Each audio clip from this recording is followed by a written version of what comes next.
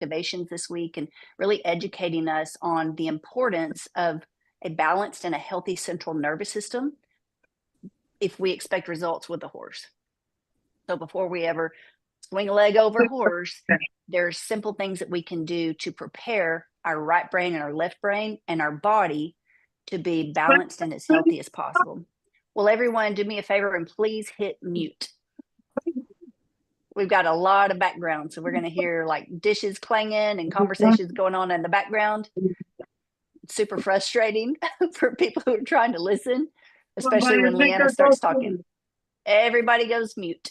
And if someone moderating could please watch that for me, mute all. Got it? All right, that sounds.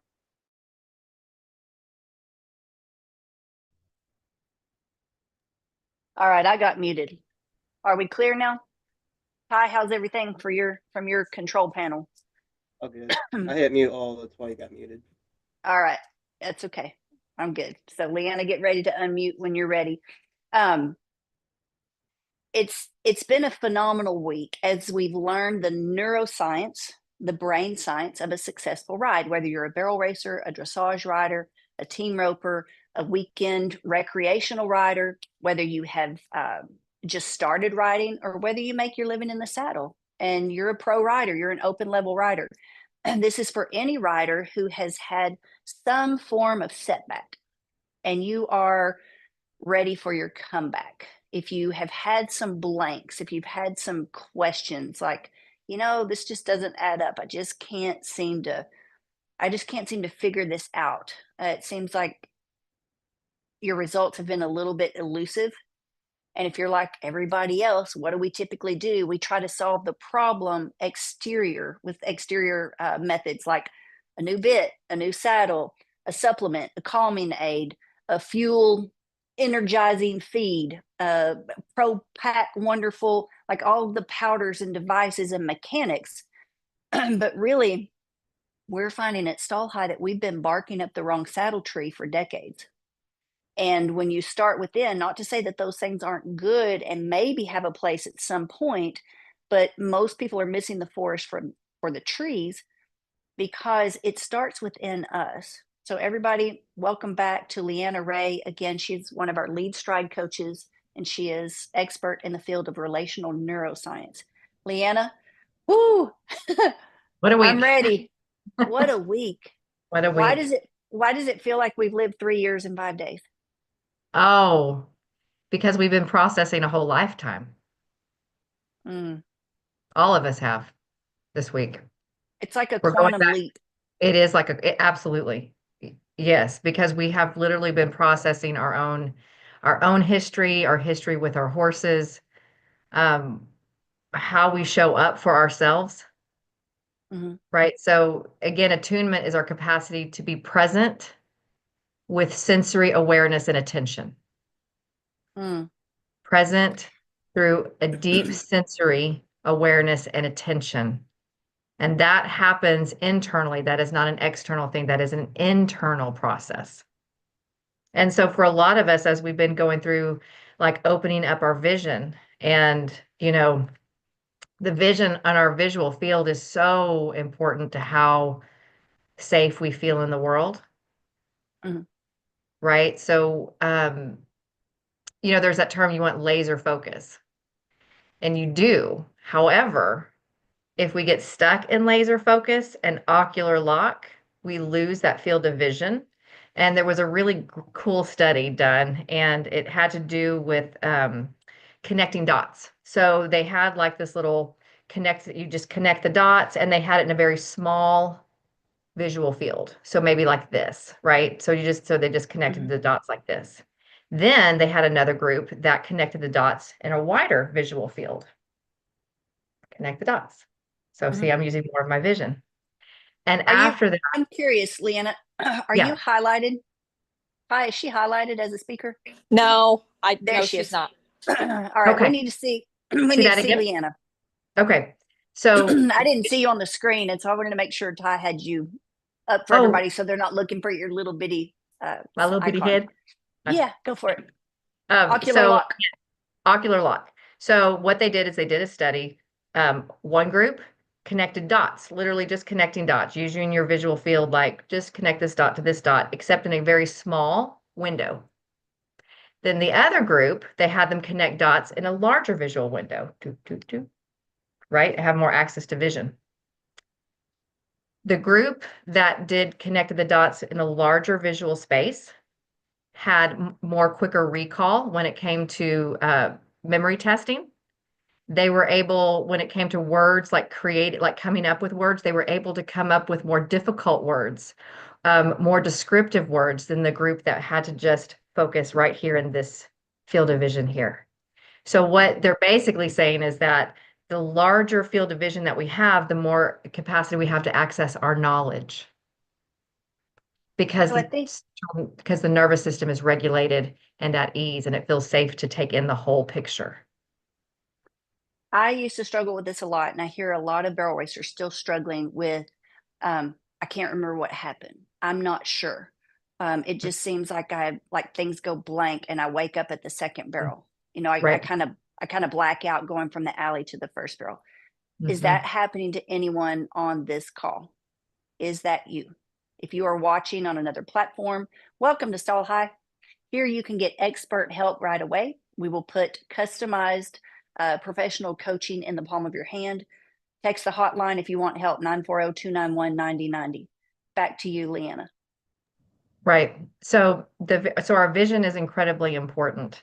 Again, for accessing information, it's important for emotional processing as well. And again, when our field of vision is open, but see, here's the thing, for as barrel racers and when you're riding horses, your field of vision doesn't need to be open. You need to be able to open, focus, refocus, change focus at speed. Yes. At speed. It That's a looks whole. so easy. Oh, Like yes. we think it's going to be easy. We Mhm. don't realize that our eyes are our ocular, our vision gets locked, and then we blame ourselves, or some people. I'm not saying anybody on this call has blamed a horse, but I've certainly doubted mine. Mhm. Like Mhm. she just doesn't have what it takes, or he's not going to cut it. He's not enough. He's not going to take. Doesn't have the ability to run where I want him to run. I'm guilty of that because Mhm. I was completely unaware of the things I didn't know. Sure. Well, and so here's what we talked about like this, and today we're going to focus on the horse, right? Because we're talking about attunement within ourselves. Then the conversation now goes to the attunement within the horse and regulating their nervous system, freeing Oh their boy. visual system up, Yeah. making sure their proprioceptive system is attuned, meaning they know where all 4 feet are, they know where they are in space. That's such a huge, like, there's often that phrase used in like the horse needs help finding their feet.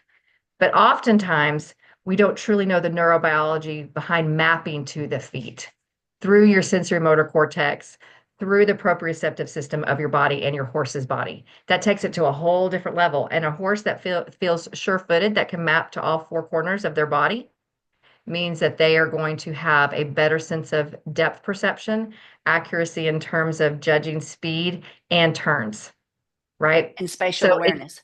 that's exactly it. Spatial Yes. awareness, spatial acuity. It's so powerful. So then you regulate your nervous system, which, by the way, helps you in all areas of life, not just with your horses. And then we talk about the horse's nervous system. And then we talk about the attunement of the joining of your nervous system with your horse's nervous system. Yes. Horse trainers, are y'all paying attention? Have you ever tried? How many people have tried to train your own horse, or multiple, or you do it for a living? This is calling us up. Gone are the days where you've got to find the special bit. You got to get the draw reins and just spend so many hours and months just keeping them in frame and just logging those perfect circles. You can if you want to. If you like working harder and making less money, knock yourself out. This is a quantum leap to get a different result by going through your horse's brain and by first knowing whether or not they have spatial awareness. If you train for a living, you probably know some horses that just kind of walk a little drunk, like they just seem green. They seem like sluggish with their feet. and their reflexes. And what do? We jip them around, we jab them around, we get them soft in the face, or we try to get them on their butt. But really, that is a sign, Leanna, that the synovial fluid, their spinal fluid, it ain't carrying the signal, is it? Something's That's blocking right. it. Right. There's a disruption, as Michael would say. There's a block there. And those blocks and those disruptions can only be removed through the way in which you ride and how you work with your horse. Yes. And this is going to be a liberating day. Yes. And there's going to be some hard truths. So are y'all okay with witnessing some hard truths tonight? If you are, type, I can handle it. I'm ready. Because it's been a pretty phenomenal week. We've gone fast. We've covered a lot. We've had some like, whoa, oh my gosh, like eye-opening, like you can't unsee that moments this week. We're going deep tonight. We're going to shift gears. It's going install high gear. And this is kind of your warning, your trigger warning. Some of this content could be disturbing. So if you don't want to be held responsible for what you know, now's a good time to bow out. If you want to go back to the way it's always been done, we wish you well. If it doesn't work out the way you hope it does, you know where to find us. For those of you who want to keep going and you want to keep having this conversation and you want to continue your education as a rider, that's what Stall High is here and very passionate to do. Offer an online, very convenient platform and a community learning environment with expert coaches. That's why we have lead stride coaches leading us in a brand new direction, pioneering a new style of riding called attunement. If you want to know more about that, get ready, because once you see this, you will have a choice to make, a moral choice. You will be called on and called up to take responsibility, take action at whatever level you're capable of. Can someone highlight Kendra? We can't see her at all. It's black. Oh, sorry. Ty? I see myself. Yeah, I can see it too, so I'm confused. I see both Leanna and Kendra. Yeah, we're good, Ashley. Everybody can see me in a brown rusty colored shirt? Yes. Okay. All right. So we're going to talk more about the horse tonight. How riding unaware of ocular lock, dysregulated central nervous system, fight or flight, and not knowing it. Leanna, the more I do your exercises and the more I learn from you, I think I'm realizing that I've probably lived all of my 51 years in fight or flight to some degree.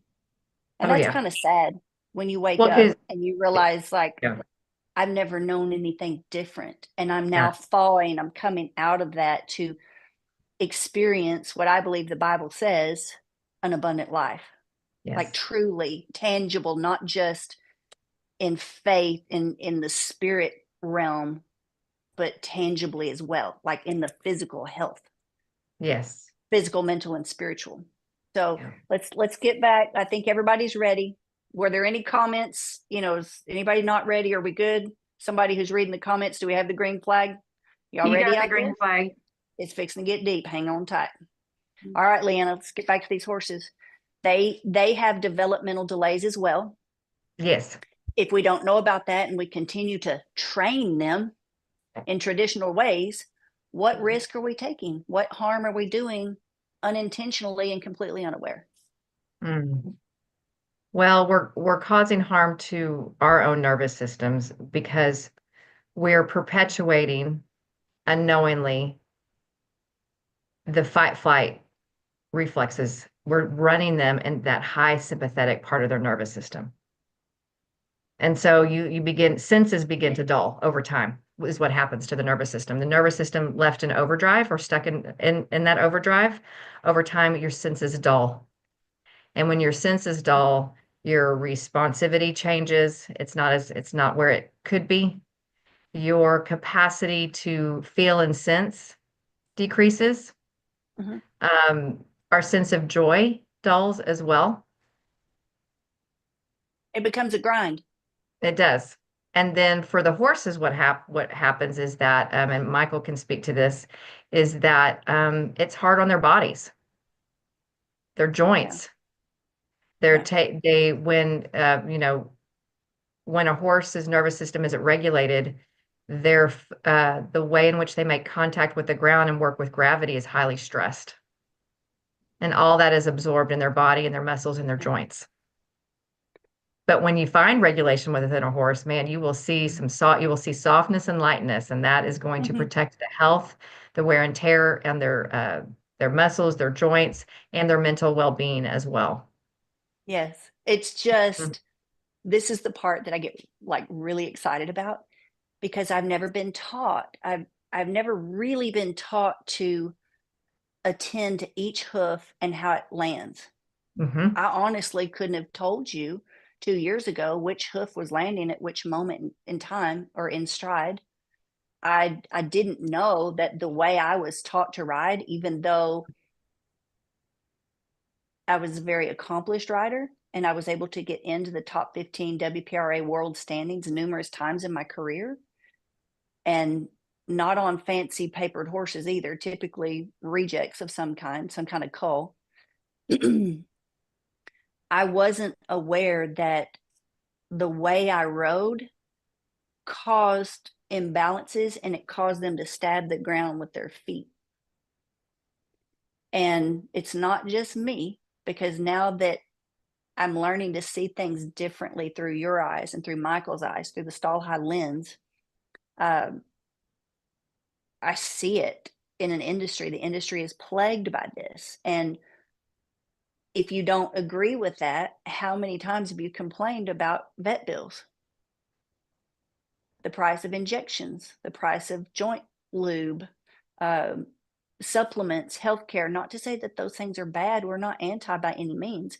But if the way we have been taught to ride our horses is causing joint damage and excess wear and tear on their bodies, doesn't it make sense to educate ourselves and simply learn how to ride and support their stride that brings more natural flexion to their crucial joints like hocks and stifles, SI joints? And if you're thinking like, yeah, that sounds pie in the sky, that's where the data meets the dirt. This is where we have technology and devices to prove how a different style of riding does exactly that and decreases the amount of impaction, percussion every single time our horse's hoof hits the ground. That's pretty fascinating to me, Leanna. And the last half second faster challenge we had, we talked to our rider, masterclass rider, Cammie, whose mare was, I would say, if I'm remembering correctly, she was more classified on the moderate to severe case as far as needing injections throughout the year.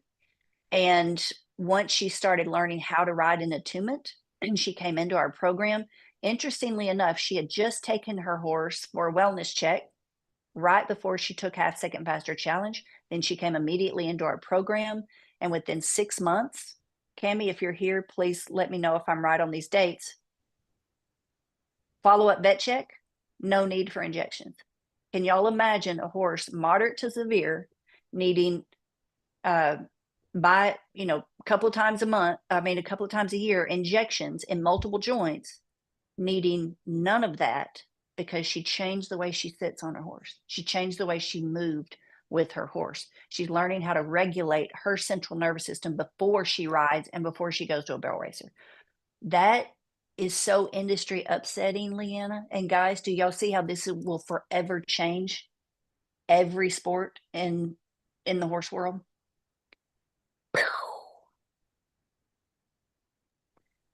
Leanna, I'm going to hand it back to you because I got to get on my rope box. I'm going to reel it in. Yeah. We want to talk about, or I want you to kind of touch on, because I've heard you say this before, be very careful not to be looking for a quick fix, even though, oh, I would never. Oh, but you are. Oh, right. If you're saying, well, how can I do this? Well, how do I do this? Yeah. If we take something out of context, and I am so guilty of this, of agreeing with y'all, like, this is really good. Man, this is great. Just give me the Cliff Notes, because I'm smart enough and I've been riding long enough, I can figure it out.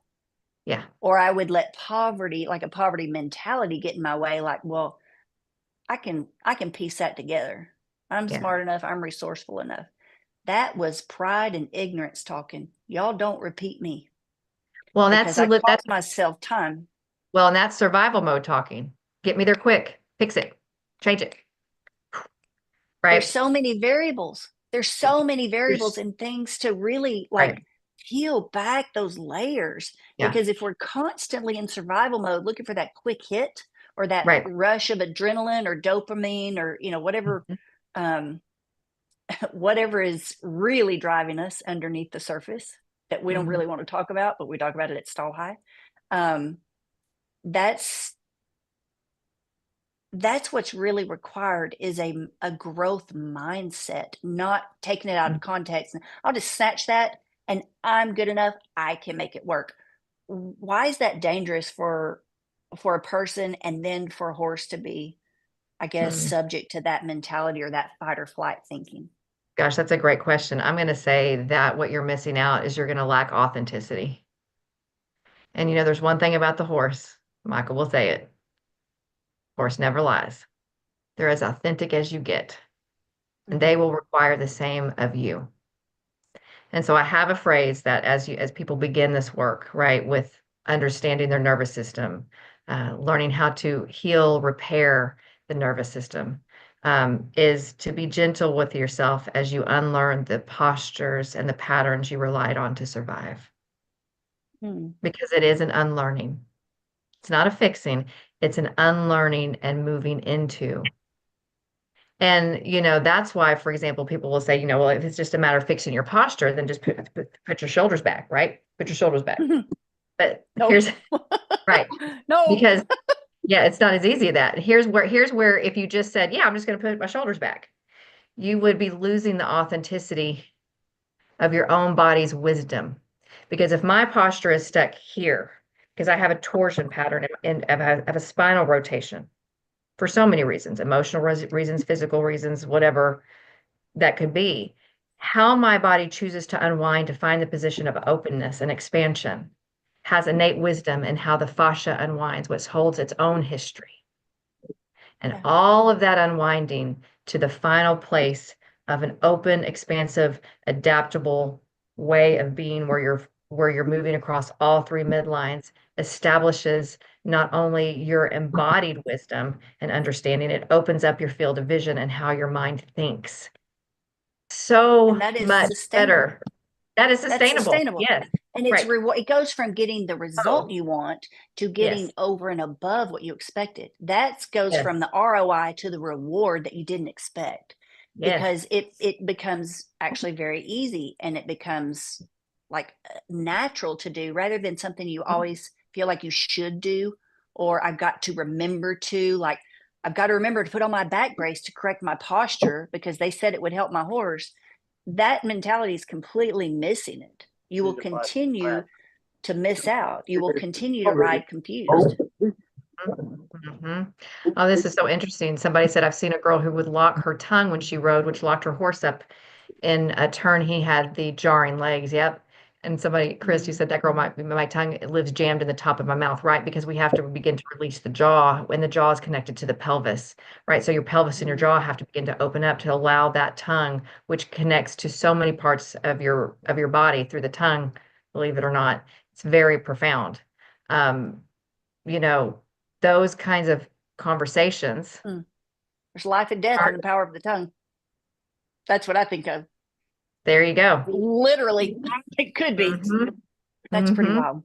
Oh, it's when you learn, like when you begin to have these kind of conversations and understand concepts, it frees you up in so many ways. But again, be gentle with yourself as you unlearn the postures, right? And the patterns that you relied on to survive. Because you did survive. Now we just want to go beyond that. We actually want to thrive and live and enjoy life. Get more. Who doesn't want more than what you expect? Come on, y'all. With every ride. I learned something recently. We were talking about variables and not wanting a quick fix or just asking one question. If you're asking one question, you're asking the wrong question. Like, what is it? How does it work?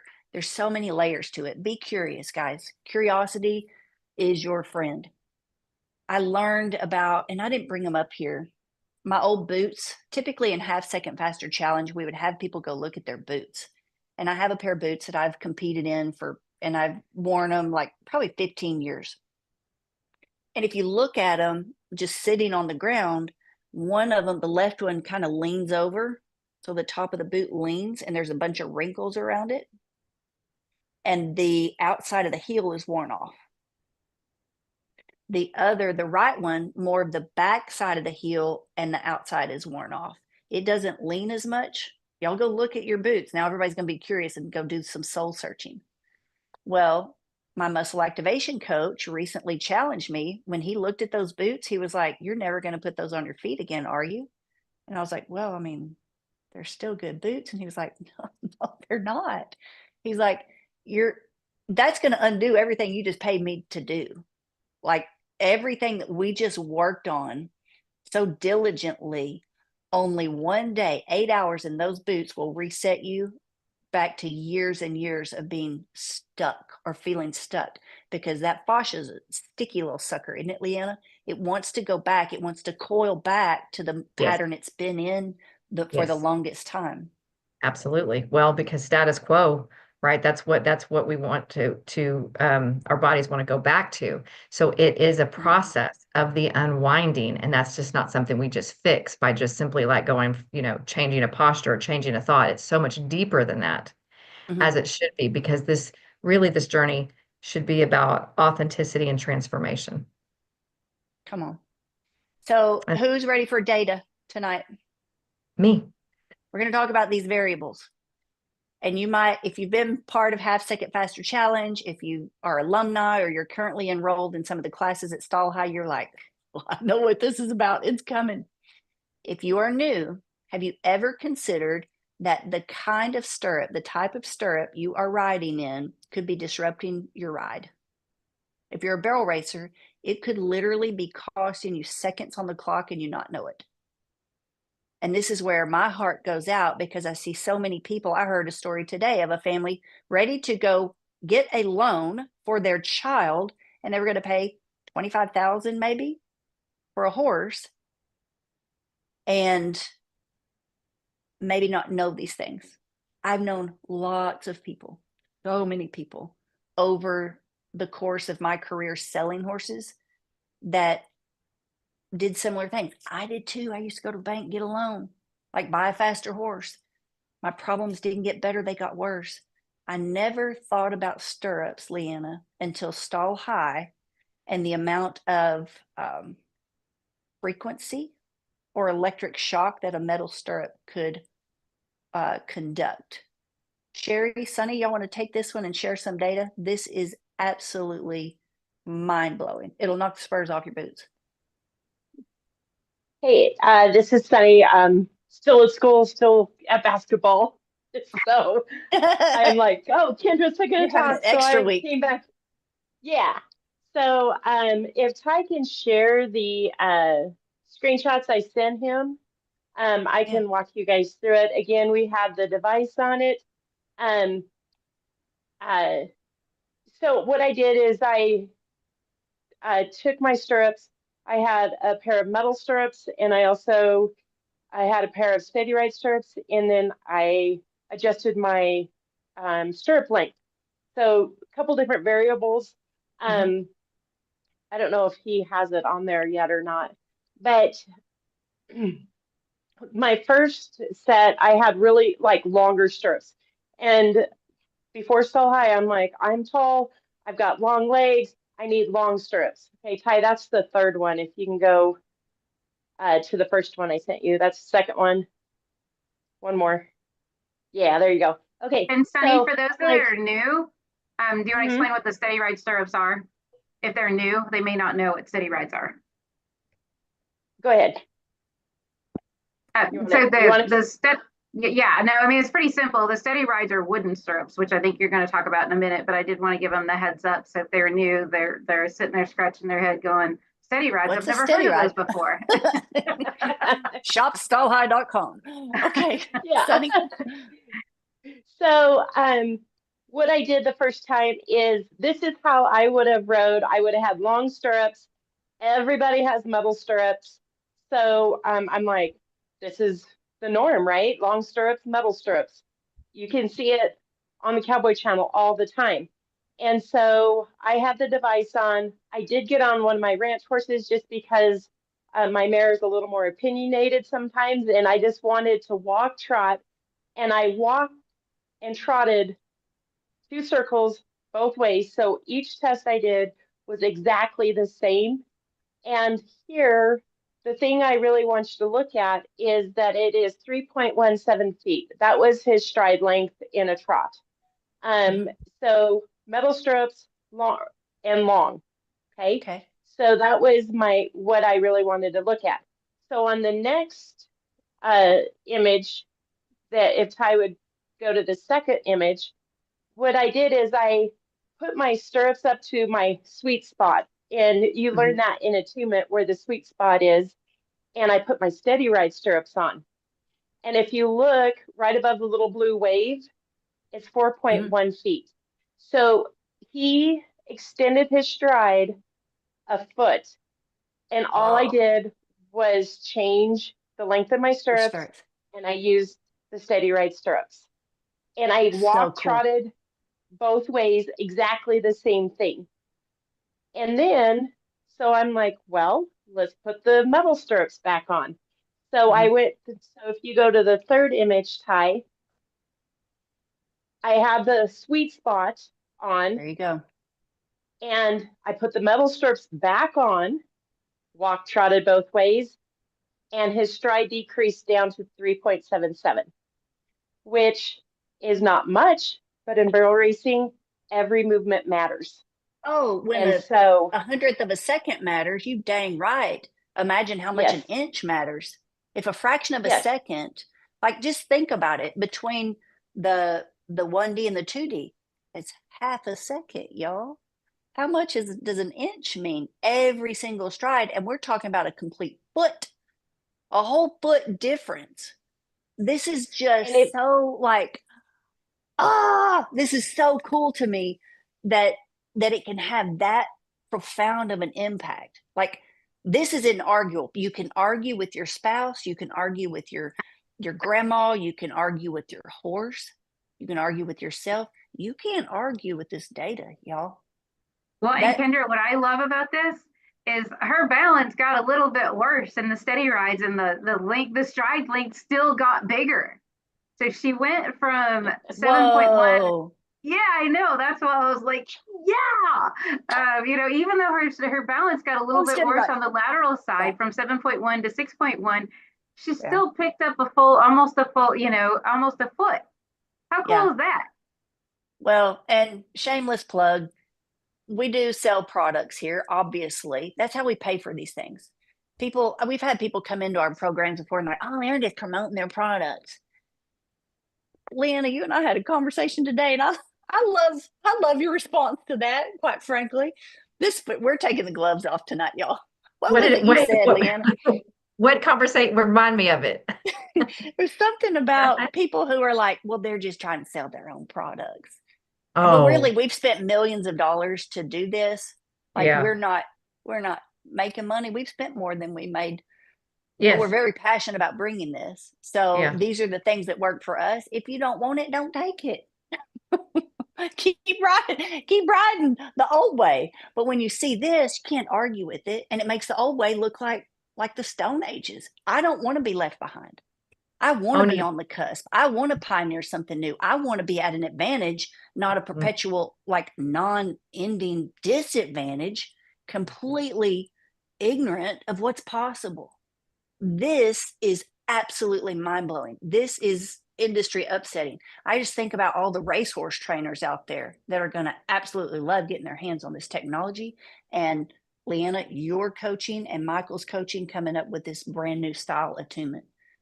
It helps every horse and every rider. It doesn't matter what kind of saddle you're in or what event or competition you're in. It helps every rider get more out of their horse by doing less, not more. That's fascinating. Remember, it's doing less because we're not doing more. We're doing what matters. And there is an This is good. ease and freedom in that. And like devices like this are what this device is co-journeying with us because it'll keep you honest. And it's like, it's going to have that friend that's going to be like, hey, you have salad in your teeth. You need to it needs to Yes. come out. Yes. It's gonna be that friend that's gonna be like, girl, that hair, we got to do something with it. Whoa, babe. Yeah, No, well, hang on. don't leave Yeah. like that. Yeah, exactly. Well, and yeah, when you get over like the pride of it, like don't let it step Oh, on your boots. It's all of us, right? All of yeah. us have some disruption somewhere. Like we're Oh, not yeah. after perfection. We No, simply nope. want to learn how to improve. And Hmm. the device is really cool. It's fascinating. It's extremely powerful. It is worth zero if you don't know what to change. If you don't have the coaching to go with it, Hmm. what it could lead to more confusion, right, Leanna? Oh, absolutely. Could lead to more dysregulation, right? Oh, you're on mute. I'm mute. I'm There you sorry. go. I was like, it could lead, right. You need the coaching and the support that comes along with it. It means that finally it's kind of like, you know how comforting it is just for somebody to say, you have the path. This is your path. Like you're Yeah. like, oh, thank God. Right. This is part of laying out that path for your nervous system regulation, your horses, and the regulation that comes that you co-create with your horse. Because it's what you call when it happens between you and your horse, it's called a joint. It's like a joint window. Your two nervous systems come together to form one nervous system, and that's what happens. And so this is that kind of tool that is in service of the relationship of you and your horse, which for me, I'm always asking is what if I'm going to do something, does this come in service of my relationship between me and my horse within myself? And this is something that absolutely does Yeah. because it's tracking it's really tracking both of you. Yeah. Well, and I think people don't, I just think we lose sight. Like we get so caught up in the competition of it, we don't realize that we're kind of chasing the gold buckle for our own purposes, our own gratification, and we don't really put ourselves in our horse's shoes. Sonny, before you go back to the basketball game, what'd you find out about electric charge in metal stirrups? Out of curiosity. Uh, Actually, they do conduct electricity. I have a short video of it. I'll try to actually upload it or redo it actually. That would The be weather's awesome. getting better. So they do actually conduct electricity. It is metal. Metal does conduct electricity. So that's another thing I think that really affects the horse is that metal hitting them while you're kicking them too. That will Mhm. shorten that stride. So Shorten the stride. And I mean, how many barrel horses literally look like they are being shocked? Like every single stride, yeah, they're in that constant fight or flight mode, and we put crap on their head to try to get them, get control of them. But hell, how would you feel if you were constantly being shocked? And whether or not it's a lot of electricity or not, like we're not trying to be like sensational, but it is proven they do conduct electricity. So even if it's a little bit, I mean, when you feel a little shock, like you're plugging in a socket, does it not get your attention? Even if it's just a little, it does make you stop. So if that's multiple times during a ride, how many times is that distracting your horse simply by the material that the stirrups made out of? That's why we ride in steady ride stirrups, and that's why we have education to go with all of our products, all of the tools, all of the tack at Stall High comes with coaching, so you understand how to use it, not just for the biggest return on your investment, but I want you to get more than that. I want you to feel the reward of what it's like to ride in attunement. Sonny, thank you for doing this. Like, thank you for joining absolutely. Sherry and like just charging ahead with the technology and the data and understanding the data, because I can't read those dashboards. Yeah. The other cool thing, Sherry and I have lots of things in the works to test. So more to come. saddle pads? Yes. Yeah, that's good. No, we have Good a new stuff. dashboard that's coming, and we've got some new cool stuff. So yes, stay tuned. Yeah. Stay plugged You in. guys, y'all have worked over a year with this developer, right? The founder of this little device that we will not share the name of yet, because it's still in process. It's still in progress and communication and just learning, like, how do we leverage this? How are we going to use it to get the best result for ourselves and our horses and our riders that come into this program? Thank you, Sonny. Thank you, Sherry. Are y'all ready to meet Michael Richardson? Yes. Oh, baby. Those of you who are like in stall high, one word, drop in the comments for anyone who's new and they haven't had the honor and the privilege of listening to Michael yet. How would you describe Michael Richardson, our lead stride coach of biomechanics? I was so excited to text you and talk to you today, Michael. I'm just going to get teary just talking about it. Like, I've never met anyone like you. I've been born and raised in the horse industry as a living. That's what my dad did. So it's always been a livelihood. It's always been just what we do. And I'm very blessed to know a lot of horsemen, a lot of great horsemen, a lot of very accomplished riders, and have learned a lot from a lot of people. I've never met anyone quite like you, Michael.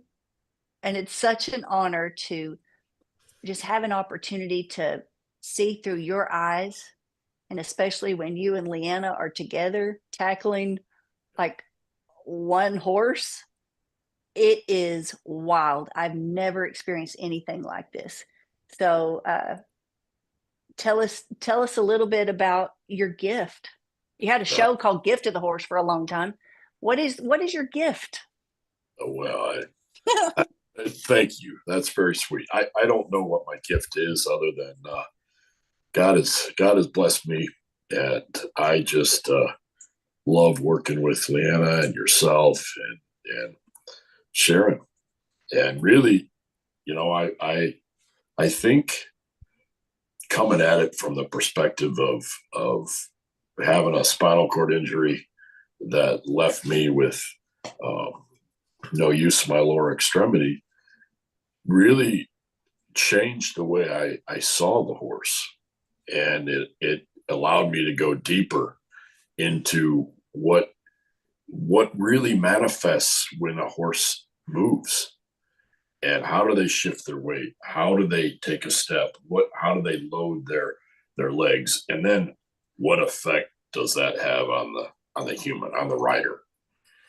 And then going at it from the rider's perspective, how does our movement, or sometimes lack thereof, affect the horse? And, meeting Leanna and learning from her of the science behind the nervous system and how that works and how that can influence a horse, or again, positive or negative, and then vice versa. How does the influence or the nervous system of a horse influence us? So I've always been interested in movement. And then when I got hurt, learning to walk again, what goes into that?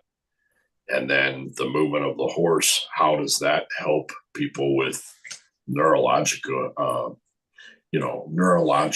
injuries? And it's just fascinating. And then to take it to the, discipline of barrel racing, for example, or hunter jumpers, or dressage, or cutters, or whatever it may be. It's movement is movement, and how can we enhance the movement? Because really, the horse is merely an extension of us, and vice versa. So if our nervous system is affected, we've got knots in our fascia, our kinetic chain is there's blockages or disruptions in that. The horse is going to feel it, and the horse is is just an incredible animal, and they can feel things that we just don't even, we're just beginning to really understand it. Yeah, that's exciting to me. Like Right. it doesn't, yeah, in the beginning it hurt. I mean, seeing through your eyes kind of rips your heart out, you know, especially for the first time when you wake up and you realize, oh my God, I've been taught, like I've followed traditional techniques and I've used tack, really not understanding how much of a bind I was putting my horse in, like how much I was shooting myself in the own boot, me who wanted the results, but really putting the hardship on the horse. I didn't know. But what's really exciting is when you tell us, like, y'all don't even know yet, like you're just scratching the surface. Your horses are capable of so much more. That keeps me waking up every morning like a little kid on Christmas morning. And I remember, I love telling this story. So Leanna brought Michael to the ranch, I don't know, what, 2 years ago, Leanna? 2.5 years ago? And we were going to talk about, she's like, man, you got Richardson, you got to meet Michael Richardson. And so I'm like, okay, cool, I'll meet Michael Richardson. And then we start becoming friends. I'm like, damn, he's smart. She is sharp. Like these people, like they got it going on. Amen. That sounds good. That is brilliant for everybody else. Like there's so many barrel racers, they need y'all. Like they need y'all. I didn't think y'all were talking to me. And I remember the day, y'all can hear Michael's voice, right? He's like, DJ of America. So we're out there in the arena and I'm riding my mare and I hear Michael going, good job, Kendra. Good job. Well done. You ride beautifully. And I'm just like, I know. Like, yep. He sees it like I'm a hand. And I pride myself in that. You ride beautifully, laterally. What? I remember that kind of stung me. I'm like, what was he talking about? What does he mean I ride beautifully, laterally? What does that even mean? Because I couldn't see through your eyes. But once you teach us to, oh my God, it's like waking up in a new world. It's like going from like swimming in your little pond back home in East Texas. Y'all can imagine what that water is. It looks like the color of my wall, to being dropped inside the Nemo, like big screen, all the colors and like the vibrant life. It's just bizarre and fascinating to me. I want to go through the fall at Waco because I want to share my story. Y'all get ready. Here comes some of that content. If you don't want to see it, get ready. Leanna, please get us ready to kind of go through this. It was the worst horse wreck of my career. And all of these years, I really didn't understand what happened.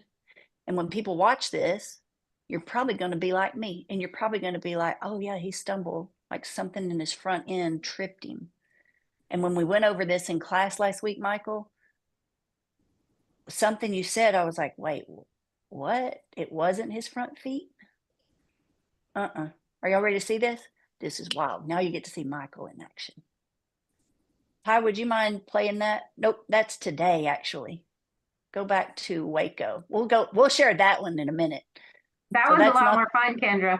This one's more fun. That was this morning.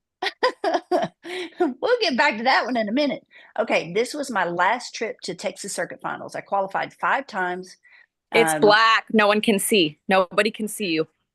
Yes, they We can. can I if think we're on, so. if we're on computers. Oh, see Only your no. screen. computer. Because people are commenting they can't see. It's black. Oh no. Okay, I let can me see It's it. not just me. Let me remove Michael. Can you see now? Thank you, Ashley. So is it a Can you phone see it thing? now?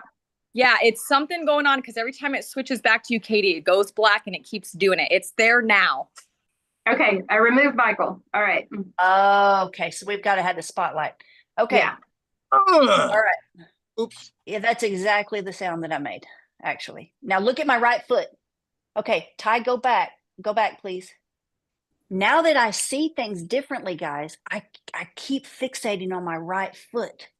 So I want you to go back to when I get up off the arena floor, slow it down, and freeze frame, watch my right foot.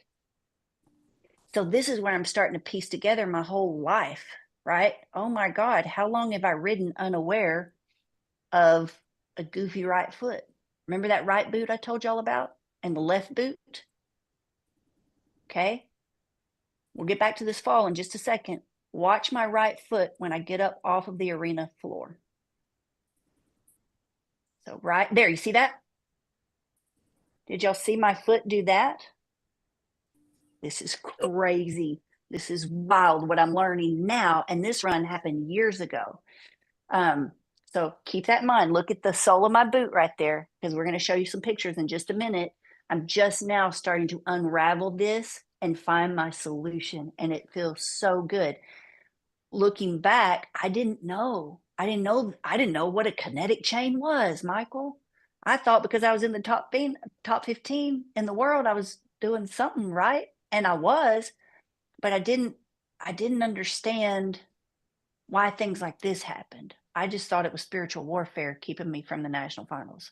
Like there would be some injury. I would get sick or hurt. My horse would get sick or hurt. It just seemed like year after year, the rug got pulled out from under us. And I thought it was me. Like, I didn't know if God just didn't want me to go or the devil didn't want me to go. Like it just was unusually hard, or it seemed unusually hard. Can anybody else relate? Have you had so many freaking disappointments that it is just hard to get your hopes up to go and try again? Yes. Anyone else? Yes. Ty, if you'll go back before he gets to that second barrel, before he starts to fall, this really wasn't a front end thing, y'all. It happened in the back end first. Slow down. Go back a frame. And do you have the ability to slow motion, Ty? On this software Really doesn't slow. pause it. Okay. Right there. Right Go there. back. Yep. Now I see it. Do y'all see it? If not, Michael's fixing to help you see it. Right there. Oh, go back. You'll see that left white leg, the hind leg.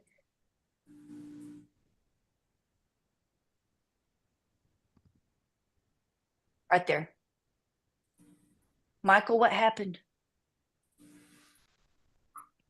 Well, the a couple things, and we talk about this in class, is the fact we want our horses to run uphill, and we have settled, and not settled, that isn't the right word. We have thought that our horses are running balanced, being flat or level. But what happens with that is when they come in, like what we're seeing right here, if he's running level, what happens is the forehand is dropped. And that started back here because he doesn't have the stability of his hind legs firmly making contact with the ground. So once he felt unsteady with the contact of the right hind coming forward on the ground, that's Yes. because he didn't have, the left didn't have, because he didn't have stability of the right coming forward. So And what? so, Go ahead. Ty, I want you to play it again, and I want people to really watch that inside hind. It's got a white polo wrap on it. You're going to see my horse really reach away from his body because he's Right. trying to stabilize himself. Right. He's already lost balance in the back end. Yep. So watch when I leave the first barrel and I'm halfway across the pen, watch the hind left leg. It's hard to see going fast. Ty, I'm sorry. I thought I'd sent you a slow motion version of this. Well, what's going on here is he's trying to stabilize himself with the one leg. Now, what I mean by that is if we pick up one leg and we're going to hop everywhere, and then somebody is trying to push us off balance, you don't have the stability There it is. you would if you had two legs being able to distribute your weight.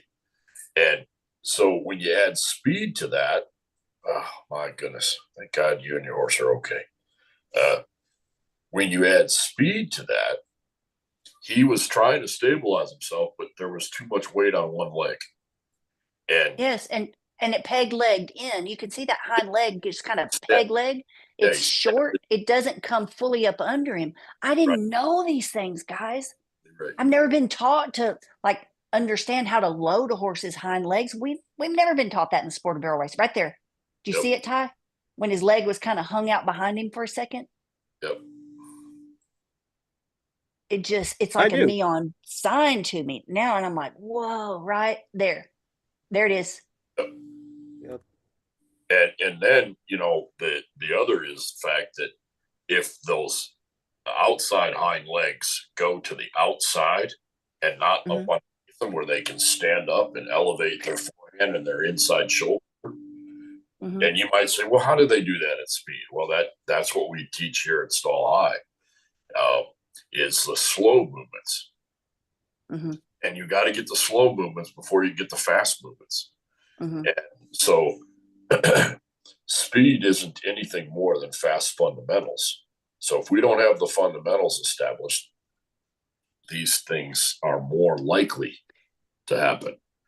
So, and we're not arguing right now. Like I understand that ground can be a concern. I've experienced what I have believed to be bad ground. I was also unaware of disruptions in my kinetic chain. I didn't realize that I was a beautiful rider laterally and what that meant. I didn't realize that, like, probably my whole riding career, I sat heavy to the left, completely oblivious. Not even, I like, oh my God, I wonder why my horses have a hard time going to the left. Duh. Like, why do they step in early? Hello, I didn't know myself, or know thyself, as the scripture says. Ty, real quick, will you share those images of my Achilles tendon? Because this was a recent session. This was an attunement massage with our muscle activation coach. I'm not sure. It looks like the proportion's a little weird. There we go. All right, now look at that. On the left hand of the screen is before. I didn't get an adjustment, y'all. We worked on the fascia and the tendons, and in 5 minutes, look how much straighter that foot is. That is crazy to me. And we're seeing like a mirrored image. Is there one more? So again, little things like this. This is the variables. Is it your stirrups? Are you sitting heavy to the left? Are you a beautiful rider laterally, but not dynamically? Are your hips static? Are they fluent? Yeah, you may be having fun riding your horse, but is your horse having fun carrying you? Do you feel like flow and fluid to him, or do you feel like a stick type, poking him in the back? Like, is it friction? Ty, there's one more picture where there it is. And if we could put that in proportion, please.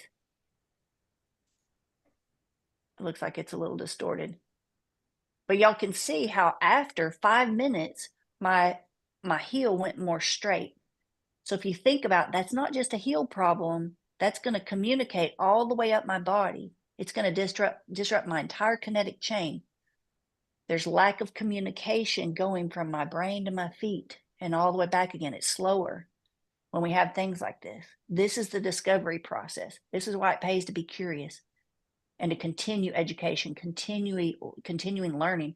And we're all individuals, guys. That's why just one size fits all is extremely limiting. Well, who wants to limit themselves or their horse? Yep. Michael, I'm going to hand it back to you. Ty, if you'll just go back to Michael speaking. Well, the other part of this is, you know, we talk about, you know, how important it is to be able to have the foot land and then land in such a way that it's not landing on an angle, but landing flat, because we want the foot to support the bony column. We want the foot to support the bony column and the tendons and the ligaments. And if this is off, they land more heavily to the outside, for example, that is going to affect the ability for that leg to load as much, or as efficient with the weight to be able to then push off. Whenever we get a horse that'll stab into the ground or short strides, they're not able to load their legs, therefore likely to start to exhibit hock issues, stifle issues, because that's not how they were made to move. The same Say that as again. if a horse stabs into the ground or short striding, they're not weight bearing or loading those legs. Therefore, you're going to be more likely to experience hock and stifle problems.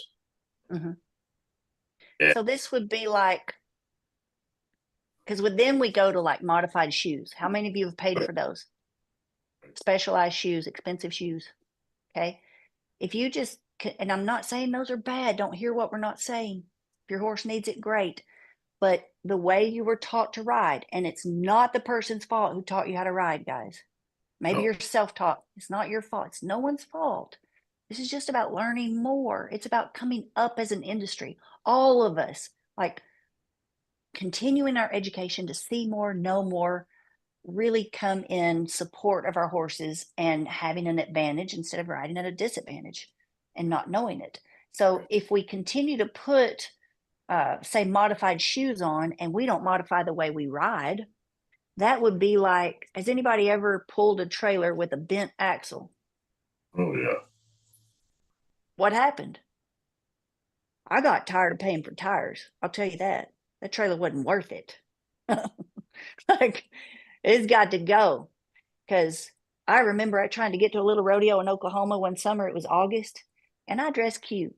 Why in the heck I did that, I don't know. Because my makeup melted off the second I had to get out on I-35 and had to change a tire on that trailer by myself. I don't know how many hundred people stopped me. Not one of them, or passed me. Not one of them stopped to help. And it was at the end of the day, probably, 5 p.m. Hot. And I'm in a like sequin top t-shirt. Obviously they could see me alone. I changed that tire. I think that's the last trip I made in that trailer with a bent axle.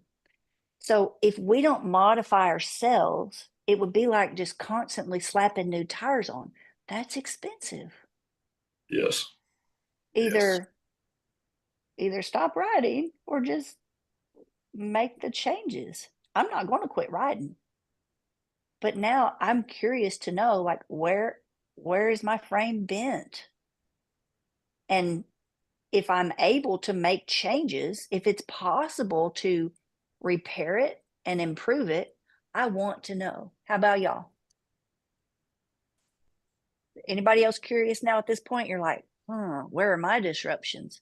What can I change to get this better result? Michael, anything else you want to share on just the state of horses, and then we're going to look at the run on Beso today? Well, I think we need to go back and look at, there's nothing closer to the way a human being walks than a movement of a horse. So why do we not want to take advantage of the opportunity to learn about our nervous system and about their nervous system, and how we can bring these things together and have a relationship that is built on success and longevity, and not just using them up and getting another one. Because really, if the horse could talk, which they do, but if they could tell us, I want to do that to you, you're not your part. You're saying I should change and I should do all these things, but what are you doing? Yeah. Case in point, last night on Beso, because I'm like, I've made my first little run or practice. I've ridden Beso one time back in, Wendy, was it November? You were at the circuit. You were at the permit finals in Waco. And just, knocking on their door. Having so fun. Good. It was so good. It was just so fun to be there with you. And I got to step on him. There was an open arena, so I walked the pattern on him, and it's just walking, guys. At Stall High, when you come here, if you're a barrel racer, we're going to teach you how to win at a walk. There are no drills. Instead, we're going to teach you how to feel every stride, every thought, and influence a very healthy, natural stride. So that's the only time I've ever ridden Beso, and I've known him for 2 years now, 2 years. 2.5, going on 3. Yeah. So you met me last night. It was actually the end of the clinic, the end of the session, and you popped on real quick and told the story how you went from like 3D, taking a half-second faster challenge, joining our classes, and then 15 months later, you're winning at the pro level, and not just any pro level, in the heart of Texas, like where the wolves live, where there are a lot of NFR caliber horses, NFR qualifiers. I mean, it's very, very tough. You guys that follow the pro circuit, you know. Last night we met. It was probably, I don't know, 22 degrees, 23 degrees. And you allowed me to spend some time with Beso because I'd asked to run him this morning in Stephenville, Texas. They have a rodeo qualifier, a rodeo Austin qualifier. And I'm like, like I've watched Beso and he's just so freaking cool. I'm curious if we could get to Austin on him. And I only ask because you're taking some time off right now. For recovering from a small injury. Thing. So I get on him last night, Michael, and I made my first cruise through on him. We went to Santo, Palo Pinto County Church. They're amazing people. They let us use the arena because I don't benefit from exhibitions. I benefit from really feeling a horse and not being rushed. It really didn't take us long, but I didn't have all the stimulation around. So I thought, man, he's so floaty. His stride's so smooth. I expected him to be a little more tight in the turns and a little more grippy and sticky, Michael. And I woke up this morning and I was like, that horse is thinking the same thing of me. Kendra, you sure are soft.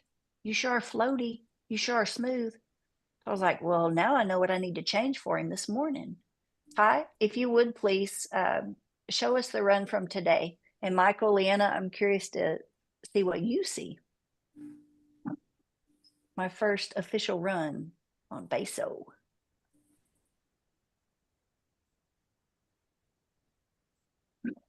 You're looking at our Review My Ride software. This is how we measure the angles of every stride. And this is where our stride coaches do what they do. Man, that was fun. Yeah, it was nice. Nice run.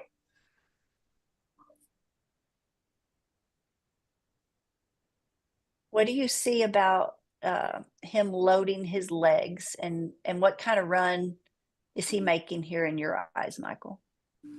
Well, I think you're the third. Let's start with that one, just because I was girl. Ty, I think you have a slow motion version, Ty. I sent you 3. Okay. So right there, that coming to your first, your seat. Let's see here. Let's get, well. All right. So if we can, all right. Is that slow enough? So he's doing well. But see your seat? You slid, you collapsed. To the left. Yep. I'll be dang. You can see it. So the distance between my armpit and my hip shrunk, like I have a piece of elastic inside me. Go back, Ty, as I was coming into that first barrel. Y'all watch it. And see those 2 little dots on my hips? Watch my left hip. So, yep, you right there. You're shortened and collapsed, or the distance between your armpit and your hip was shorter. You collapsed, and what that did is, although he's doing what he can do, and he's doing a nice job, and your position isn't bad. I mean, it's really just a tick, but the effect that has when you're moving at speed, it is, winning and losing. Yes. I mean, to just call it what it is. I mean, it really is. I mean, and it's the fact that then you regained, therefore, there you're sitting better, but he just ever so slightly came to the right, and that affected that turn. Wasn't as smooth, and he runs beautifully. He maneuvers the barrels. I mean, he's a lovely horse, and he's got tremendous talent.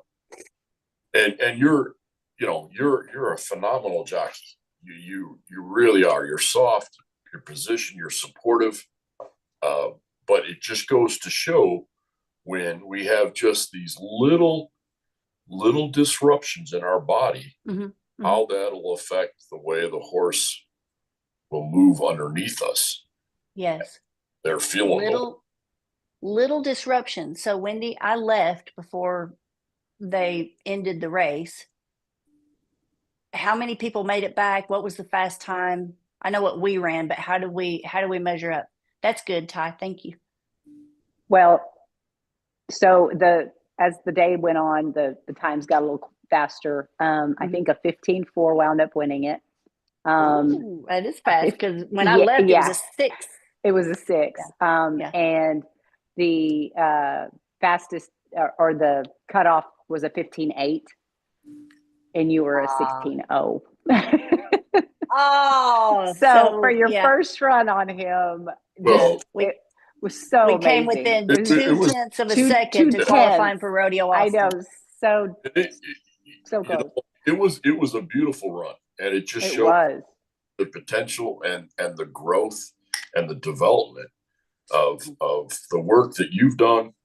Wendy, done a great job with him, and Kendra, you being just getting on him and your first run on him, man, that shows the caliber and the insight that you have to, I mean, the sky's the limit, really. Well, I could just hear you and Leanna while we were riding last night, and just the little nuances that I could feel in him. That's Wendy's work. That's Wendy being in masterclass, because he was doing everything you tell us to do, Michael. Like it's just felt so liquid and powerful at the same time. And I'm like, Wendy, like it was like grading your work. I'm like, oh my girl, you doing. I was so proud when she told me that. I was like, yes, I have. And I told you, because so here's what I know after I graded her work last night. I graded her horse. I said, Wendy, like your seat is phenomenal, because if you didn't have that pelvic, that freedom to move, and you didn't have that differentiation in your seat, he would just float right past those barrels. He wouldn't be setting and turning as powerful as he is. That's because of you, Wendy. Yep.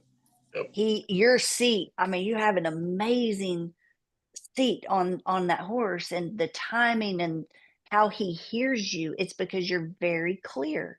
Your hands, your seat, your feet, your timing, that is riding in support of the horse. That's the result. Yep. Absolutely.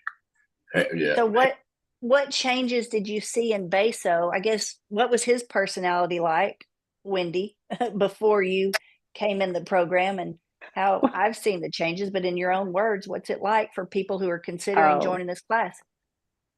He has made such a huge change. So he used to be very easily, he was like a kid with ADD. He just easily distracted. And I think you coined the phrase, he's a window licker. And that's what he was.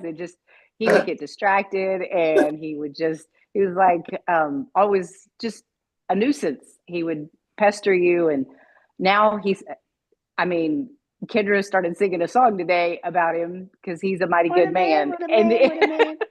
He's become a real gentleman. She finished her run on him, and he dropped his head. She came walking up. He stood there with his head down. he is totally changed. He's all business now. He is like, I have a job to do. I'm here to do it. And I can't wait to see these incremental changes that we're making now to how he matures and the way he faces his job. It's really cool. He loves it. It's great. And he doesn't get flighty anymore. He doesn't, he stays focused. It's really He was cool. amazing. He he was so calm and assured of himself just the second I stepped on him last night and today. Did you have ambition to go pro when you joined the program? Oh, no. I got this horse from a friend, just thought, well, I'm just going to go play around at some, jackpots and just have some fun. I knew he had potential, but I didn't realize what it was going to take to unlock that potential. And when I started riding in Attunement and this horse started showing me the power that he had, I was like, oh goodness, okay, we've got something here. I better pay attention. And that's when it started clicking with me. And I was like, oh, we've got something. So yeah, that's when I decided, it's worth giving this a shot and seeing what he really can do. So I can't thank this program and Kendra and Michael and Leanna. I mean, the whole combined team that you have here. Because mentally I wasn't ready. And so Leanna's coached me through that. Michael's coached me through getting this horse to improve his stride and use his body correctly. And well, then there's Kendra that just, puts it all together for you. So it's just amazing. Thank y'all. Thank y'all. You talked about him being a window licker, Leanna. I actually felt really bad after I watched you work with Beso because I have berated horses like that in my career. Some people like horses in your pocket. I don't. I've just been around too many that it can go from that. They don't mean to hurt you, but they sling their head and somebody's got a broken nose. I don't like that. And I don't like horses tearing up stuff. Like just always rattling and touching and, shaking the lead rope. I'm like, oh my gosh, those horses are like having a pet coon. Leanna, I felt so bad. Like after I heard your explanation why horses do that. And I watched Beso transform with one session with you. So are y'all paying attention? This is where we get into the development of them, the proprioception. What's going on with those horses, Leanna?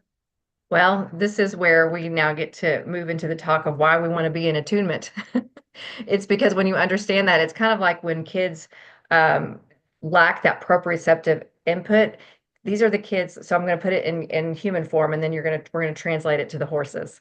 It's those kids that are constantly touching things. Who's our moderator? Ty, you got it? Is it still black for everyone? Highlighter. We just need to highlight Leanna so she's on screen. So They said that you were black again.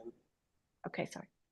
So the kids that are going down the hallway and they're like constantly touching the wall or they're having to touch everything else, right? It's because they have to have constant orientation to where they are in space. So they're touching things to get that input, touching things to get that input. But once you understand how to regulate their nervous system, you can settle.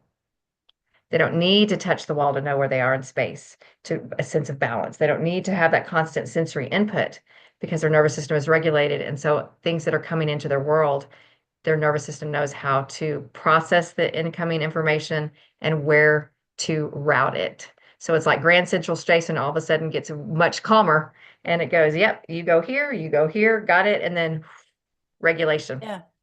And watching you, so he went from, Wendy, I'll let you tell the story. What was he like when you were holding him, like waiting on your turn with your private session with Leanna? And then what happened afterwards? He was like the kid that had to touch everything. He was playing with the chair. We had chairs in the arena. He was playing with the chair. He was nudging on me. He was pacing back and forth, just couldn't sit still. Like we had fed him a bunch of sugar, and Leanna, I was so embarrassed when I had to walk up there. I was like, oh God, this is going to be such a mess. But within moments, Leanna had him where she just had me do, I think, one simple exercise with him, and he completely dropped his head. His eyes got glassy, and he just, it was amazing. And then he stayed that way. Yeah. It was incredible. Yeah, Yeah. Ground tied. I think you had 7 horses basically ground tied in the arena. When it open gate, they can go anytime they want to. They're all just hanging out with us. No sedation, no happy drugs or happy feely like supplements. We didn't ride them for 3 hours. It's just regulating their central nervous system. And it's like, they're like, oh, thank God. Right. Well, they're discharging all the loads of stress. And somebody said, is there a person exercise like this? Yes, Kendra. Yeah. Wait, let's talk about attunement. Let's talk about everyone's next steps, because this is so powerful, and it's been such a pivotal week. What's next? What do we do? All right. We got to land this plane. All right. Attunement 101. That is your next step. How many of you have loved this week? Did you get value out of this week? Somebody read the comments for me. I can't see them. Do you feel like this is going to help you? Awesome. Yeah. Do you feel like you have finally found something that makes sense and is going to help you fill in the blanks? Yes. Yes. 100%, 1,000%. I misread it. 1,000%. Well, we're excited for that. If you have enjoyed this free clinic, I want you to imagine what it's like when you have time to spend with us. Okay. The first step is a 21-day course. It's called Attunement 101. Sherry, you probably, I don't know if you have that pulled up, but looking at the digital clinic library, they're going to get immediate results. They're going to get in there and get immediate access to the library. You've got 3 options: DIY, which is immediate access into the library. What's in the library, Sherry? What does it start with? Do you have a syllabus pulled up? Give me one more second and I'll have it. Okay. All right. So those of you who want to go the DIY route, get in there and start watching. Your first session is going to be filmed out here in the arena with me and Leanna, and we're going to start explaining to you how to move your hips differently with the stride of your horse and how to know when and how to do it. And she's going to teach you certain reactions you're going to look for in your horse. Those of you who are barrel racers, you get the added bonus of part 1 of our flagship course called Ride with Confidence. What I most recommend is going the middle tier. So when you choose the middle tier, you get 2 times a week live coaching. There we go. Sherry, can you run us through that real quick? Yeah, absolutely. So in Attunement 101, week 1 is writing attunement, like regulating without drugs, unlocking your hips, overcoming your alley. And talk about unlocking hips. That was the big issue for me. I didn't even realize they were locked until I started to try to use some of these techniques. So it's very eye-opening. And what comes with that is your horse's stride starting to lengthen. So you get smoother, faster runs that come out of this. Inside there too is also tack adjustments. So the things that you didn't know wrong that was holding you back, just as simple as how your bit is sitting in your horse's mouth or your stirrup length, things like that can just cost you time. And then we go into the really cool stuff. Sorry, Kendra. This is Leanna's neurofeedback session where we talk about the dysregulation that so many people are not talking about because they don't know about. And I keep saying over and over again, I think this was my biggest issue that I struggled with, not even knowing that my body was holding me back, and that was influencing my horse's body. So it's increasing your awareness and how that connection is happening with your horse. Week 3, breath work with Leanna, just how we breathe. And somebody said earlier, I think it was yesterday when they were sighing, it was making their dog anxious. So we talked about how that's affecting your horse. So that is, in a nutshell, learning to post a trot. Most of you probably think you do know how, and some of you may.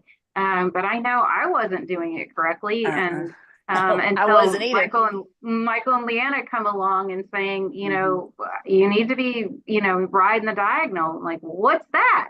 Because, similar to Sunny, I grew up, we called it a farm. It was 1,000 acres in Wisconsin. So we don't call them ranches up there, but that was big enough that I grew up on ranch horses essentially and roping, and they don't pay attention to any of that. So, but that's Attunement 101. Yes. So it's learning to ride in attunement, in agreement, not just having to tune your horse anymore, but actually being attuned with them in sync, in flow with them instead of friction. And whether you realize the way we've been taught to ride feels like friction to a horse or not, once you see it and experience it and you see the feedback the horse gives, and then you look at the stride changes, it's inarguable. Like it is wild that the way we sit a horse and how we move our body can have this drastic of an impact. Leanna, you have agreed to do a very special class this month only. Yes. And it's going to talk about keys, right? Mm-hmm. Or like unlock our ocular lock. I love the horse work assignment. Myself, my eyes were glitchy. My eyes were not smooth in that figure 8 pattern. So I know I've got some more work to do on my central nervous system. If I want to go back out there and get back in the top 15 and actually make it to the national finals, which that's still on my gold buckle list, I got some more work to do. Okay, well, that's a pretty lofty goal. Anybody should be prepared, right? That's like making it to the Olympics. Like that is the Super Bowl or the Olympics of our sport. So yes, I'm excited to know what to work on. This class that you're going to do for the eyes, that's not just for riders. How is that going to impact our horses? Oh, goodness. It's going to impact our horses because when our field of vision opens, remember we have deeper access to more of our knowledge, but it means that our nervous system is more regulated. And when the horse feels our regulation, they take it inside of themselves. You will see, you will feel that difference. And then I believe it also influences their field of vision as well, because we're a mirror of each other, right? There's a mirroring constantly happening between ourselves and the horse. So when our field of vision expands, so does theirs. And that means we have more accurate depth perception, our visual acuity, that capacity to change focus, and then to focus, but come back and focus on the larger picture. Again, that's going to help in terms of our speed, and it's going to help the fluidity of information that flows across and throughout the brain and the body. And again, it's the phrase of, it's when I change how I see, what I see changes. Do y'all want to see changes in your horse? Learn to look at them different. Leanna, why is this class so important to experience live? Because once this month is over, so this is only for either, if you're already in the program, you're safe, you get to go. Okay. If you've already signed up for attunement, or you're in advanced attunement or mastering attunement, you're good. You've already got your ticket to this special event we're going to do. If someone joins next month, they're like, well, hey, I want to get into that attunement class. They're not going to get access to this replay because this is going in a secret vault to be locked away. Why is it so important to experience live and not a replay? Oh, because of the sense of community and the sense of support. So it activates the parts of our brain that is about being present and increasing our intuitiveness and our attention. And when it's live, there is an element of aliveness, right? And it's not that you can't go back and re-listen to it, because we all need to re-listen to it, but there's something about the energy of the community as it is. It's the relational field of resonance. It means that my nervous system is connecting with the other nervous systems that are on that class, and we're learning and growing together through our mirror neuron system. But when it's not live and it's a replay, we actually our brain and our body will process it differently. Because it's a little more static, there's not that sense of dimensionality to it, which again, you still can learn. That is a beautiful way to learn. But if you can get it live, that's why we're going to do this class once and not archive it or let people access it forever. It's a live experiential. And that's probably the best. That's me being better with my words. It's an experiential, right? We're an experience-based brain. We need to experience that experience community at the same time of learning, allowing our mirror neuron system to come in and be like, hey, I'm ready to make some adjustments in how I live and move and change how I see things. So what I see changes. It's that process right there. And it's so much better live. Well, and I'm excited because we haven't done this before. So this is going to be a special opportunity for all of us who've been on the Stall High journey. We're going to really dig into the eyes. So we've probably, most of us who took that quiz this week had some delays or blurred vision, or you could just feel like some clicks or hesitation in your eyes as you try to track. So imagine how much that alone is causing delay on the clock if you're a barrel racer, or lack of communication with your horse if you do something else other than barrels. So I'm curious, like I want to be in that class. How many of you would that help you? So that is special. That is for this month only. There is a special today. It will end at midnight. For those of you who sign up for Attunement and you choose the middle tier, which comes with live coaching, you get to come to 2 live coaching calls per week. On the 3rd week, you get a free digital field trip to masterclass. So you get to experience Michael and Leanna, like the dynamic duo, coaching us in real time. And it is absolutely phenomenal. If you have enjoyed this week, I know you will just be like bowled over. It's like stepping into a different galaxy. So I believe it's going to like far and above exceed your expectations. Anyone who's taken the class, can you please back me up on that one?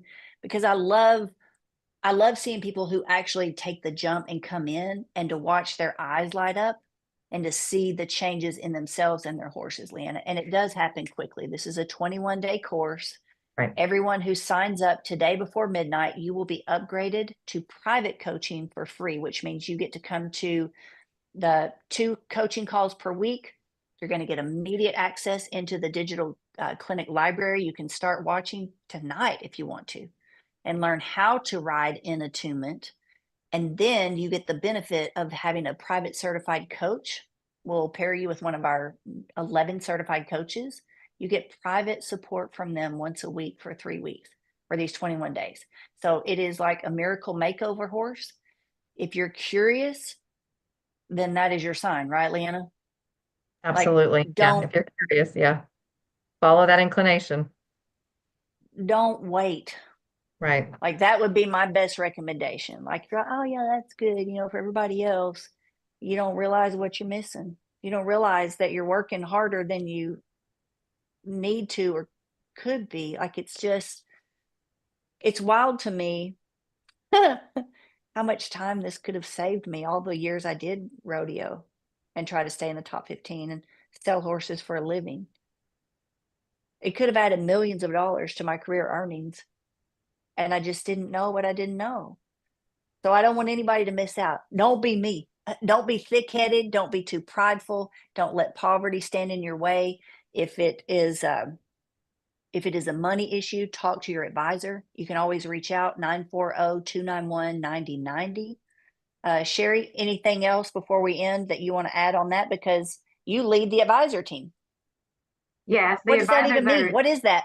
The advisor team, they're all members of our program. They've all been through it. They've all seen changes in their lives and in their horses. And they love to talk to you about, what changes they've experienced and talk to you about how they've seen other impacted and to talk to you about how you can get answers for you and your horses. So please reach out to them. Thank you, Kevin, for dropping the phone number in there.